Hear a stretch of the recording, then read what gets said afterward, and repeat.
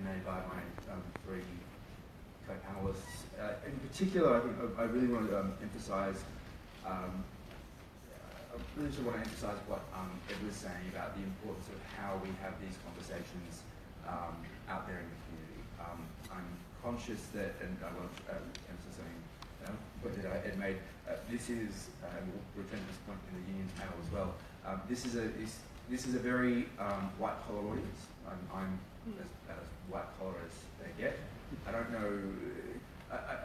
The phrase Chardonnay, the Chardonnay socialist label may as well have just been invented for me. I'm about as far away from the blue collar working class as you can get, and yet one of the things that I've learned over a number of years is that we primarily as upper middle class white collar activists, as people in the tertiary sectors of the economy, we have not been particularly good at going out and listening to communities who are on the front line of the climate crisis. And people, and Bill sort of alluded to this in his talk yesterday. If anyone has come across the MMT podcast, which is fantastic by the way, there's an episode which is just a recording of Bill's speech at the UK Labour Conference a couple of months ago. And it's absolutely fantastic. And Michael alluded to the issue of class privilege. And I think that is a critical issue, because we cannot go into blue-collar communities that have been, as I'll say in the unions panel second, but essentially been gaslit by neoliberalism. I mean, neoliberalism is a form of economic gaslighting. You deliberately create a pool of unemployed workers to suppress wages and inflation. We then neoliberalism then blames workers for what has been done to them. And all too often then as environmental activists, we then go into these communities and have the disgraceful gall to belittle and denigrate and deride people for having the sheer audacity to seek to escape the poverty and misery of unemployment.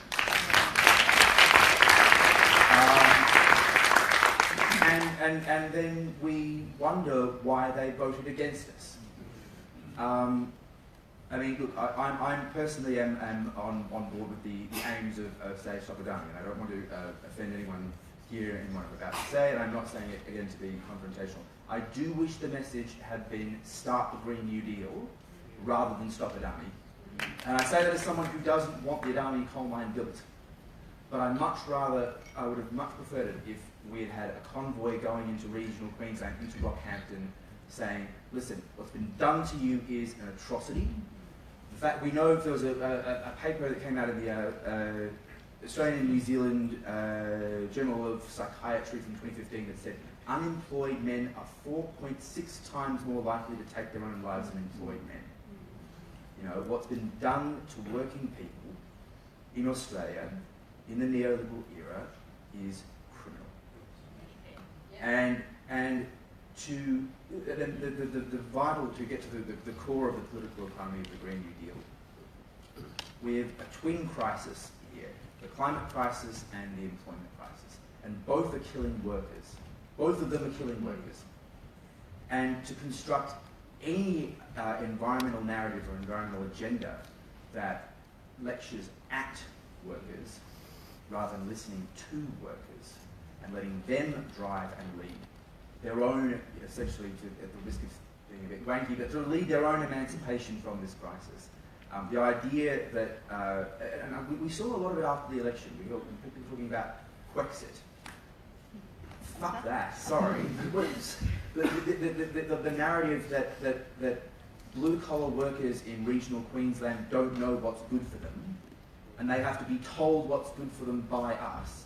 That is, Michael used the term class privilege earlier, and if we're going to have any success whatsoever in saving ourselves from an existential threat, then that has to be the starting point, is starting by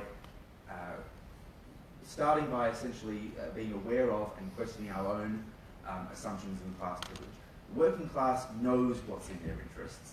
They weren't seduced by Murdoch or the belittling narrative that suggests that somehow blue-collar workers somehow don't know what's in their own best interests, as opposed to an honest reflection that would say perhaps the way we approach that, perhaps sometimes the way we've approached these things hasn't been particularly inclusive.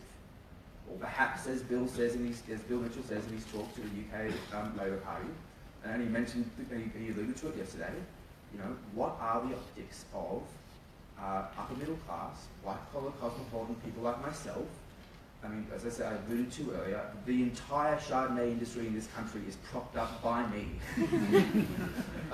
But the idea of going into regional communities and essentially saying, look, we're just going to stop this. We're going to stop production of this, and then we go home. What do these communities who have been destroyed by neoliberalism and high regional unemployment, what are they going to do? How else are they going to react? And the thing that I think is quite inspiring about the Green New Deal, whether you call it a green transition, some people want to suggest the phrase the Green Accord, all sorts of language, whatever. I don't know what exactly the correct terminology is, but a strategy, call it green industry policy, if you will. Actually, the Andrews government in Victoria, I think, might have is close to, I think, nailing the correct kind of framing for this. Most of the Victorian government's climate policy is done under the guise of industry policy, because the environmental vote's already there, they're already being spoken to, but it's people in the outer western suburbs of Melbourne who need to have the link between their interests and climate change action drawn. So what does the Andrews government do? They trumpet the fact that they are opening an old, formerly shuttered Ford factory in Geelong. They're reopening it as a factory for wind turbines. That's blue-collar industry policy. But it's actually climate policy. It's climate policy under the guise of industry policy. And as a result, a whole section of the population that have been persuaded by elements of the Murdoch press and others to view climate change as the concern for people who are rich enough to afford to be concerned by it. Which, of course, I do think the events of this summer are beginning to shatter that narrative. As the crisis, the tragedy that's happening in our country, I think is beginning to break that narrative. But it is still a very deeply entrenched one. That environmentalism and climate action are things for people who can afford to worry about them. And smashing that narrative is absolutely crucial. We are not going to be able to save ourselves and save the planet if we can't do that. And so that does involve, for instance, valuing manufacturing and respecting manufacturing workers. It involves engaging with blue collar, as we'll say in the unions panel. It's not just a political necessity, it's an economic and industrial necessity. We're not going to decarbonise without building a lot of batteries, solar panels and wind turbines. Who's going to dig up the iron ore to build the wind turbines? Who is going to make the steel? Who is going to create the hydrogen-fired steel-making industry to replace a metallurgical coal-fired steel industry? Who's going to dig up the rare earths and minerals we need to make the batteries? Who's going to then manufacture the batteries? And it's not going to be my class. I don't know how to do that. I don't have the skills to do that. I did political economy. I would just stand there next to a pile of raw materials and just talk about Sraffa and Marx at it. Like, And who are the people who've got the skills and the abilities to actually put this thing together?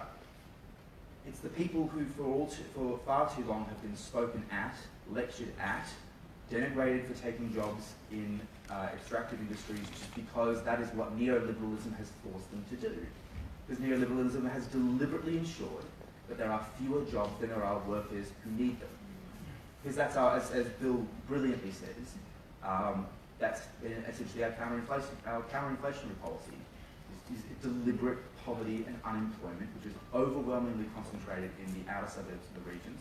It's overwhelmingly concentrated among people with less educational privilege. It's overwhelmingly concentrated among the working class. And so, wherever you stand on the job guarantee, I happen to think the job guarantee is one of the most brilliant, elegant, really beautiful sort of bits of public policy design and thinking I've come across. I think it's just genius. whatever your stance on it, the political economy of full employment as the main charge against climate change has got to be vital. These are policies, these are ideas that first and foremost are going to create jobs in the outer suburbs, first and foremost create blue-collar jobs in the regions. And if we can't get that one right, if we can't lead the charge against regional and rural unemployment and say this is literally how we stop the climate crisis, we can't marry those two together, when I would say it'd be a fairly sort of intuitive thing. If we can't get that right, we're going to simply fail.